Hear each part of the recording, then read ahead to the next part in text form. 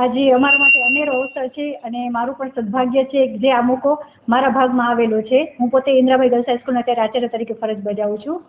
આજ રોજ જે 1949માં ઇન્દ્રાબાઈની સ્થાપના થઈ હતી તે માતૃશ્રી ઇન્દ્રાબાઈના સ્ટેચ્યુનો આજે અનાવરણનો કાર્યક્રમ રાખેલો હતો. જે એમના પૌત્ર કહી શકીએ રસિકભાઈ ઠાવર, જેમની બહુ જ ઈચ્છા હતી કે માતૃશ્રી ઇન્દ્રાબાઈનું સ્ટેચ્યુ અહીંયા કને આપણે પ્રસ્થાપિત અહીંયા કને બારે એની સ્થાપના કરવી જોઈએ.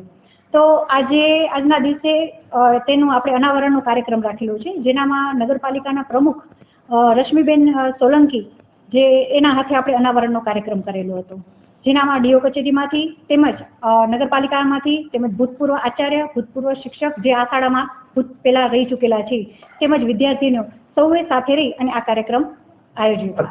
અત્યાર સુધીમાં 1.5 લાખ જેટલી વિદ્યાર્થીઓ નિઃશુલ્ક કહી શકીએ કે કોઈ જ પ્રકારની ફીસ ભર્યા વગર આ શાળામાં અભ્યાસ કર્યો છે અને જેના થકી ઘણી વિદ્યાર્થીઓ એન્જિનિયર, ડોક્ટર, સારા હોદ્દાઓ પર દેશ વિદેશમાં પોતાની નામના કરી છે અને શાળાનું નામ પણ પ્રસિદ્ધ કર્યું છે.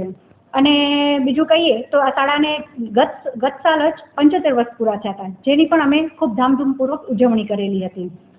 અત્યારે 9 થી 12 ધોરણ છે અને અત્યારે એનામાં 1080 વિદ્યાર્થીનો અભ્યાસ કરી રહી છે.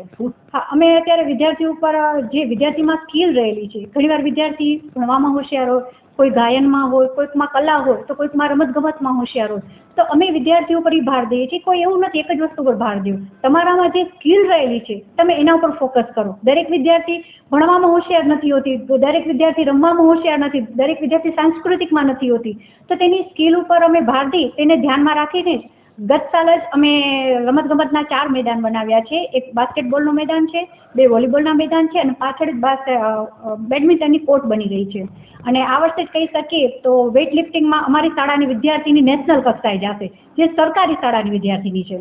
અને આટલા વર્ષોમાં કહીએ તો પહેલી વખત કચ્છની સરકારી શાળામાં બાસ્કેટબોલની ખેલ મહાકુંભની મેચ અહીંયા કને અમારી સ્કૂલમાં રાખવામાં આવેલી હતી. અત્યાર સુધીમાં કોઈ પણ સરકારી શાળામાં ખેલ મહાકુંભની કોઈ ગેમ અહીંયા રાખવામાં નથી આવી, જે અમારી શાળામાં હમણાં અઠવાડિયા પહેલા જ રાખવામાં આવેલી હતી. ના, એવું ઓપોર્ચ્યુનિટીનું તો આપણે એમ ન કહી શકીએ, પણ મારા માટે તો મોટું સદભાગ્ય છે જે હું આ શાળામાં ભણી છું અને મને આ શાળાનું કામ કરવાનો મોકો મળ્યો છે. એટલે મારા માટે મોટું સદભાગ્યની વાત છે. અને મારી આ 1100 જે વિદ્યાર્થીનીઓ છે એના માટે કંઈક કરી છૂટવાનો મને મોકો મળ્યો છે. અને આ એવો માર્ગ છે કે મોટા ભાગની વિદ્યાર્થીનીઓ છે આર્થિક રીતે નબળી હોય છે, જેને આ તક બારે નથી મળતી. જેમ કે ખાનગી શાળાની વિદ્યાર્થીનીઓ છે આર્થિક રીતે સુખથી સંપન્ન નોર્મલી હોય છે કે બારે પણ કોચિંગના માધ્યમ દ્વારા એ એક્સ્ટ્રા અભ્યાસ કરી શકતી હોય છે. જ્યારે અમારી વિદ્યાર્થીઓ એવી છે કે જો મોટા ભાગની નથી ટ્યુશન જાતી, નથી કોઈ સ્પોર્ટ્સને લગતા કે સાંસ્કૃતિકને લગતા કે સંગીતને લગતા એક્સ્ટ્રા ક્લાસ લેતી હોય, તો અમે મેક્સિમમ પ્રયાસ કરીએ છીએ કે એ વિદ્યાર્થીઓને શાળા સમય દરમિયાન જ આ બધું પ્લેટફોર્મ એને મળી રહે.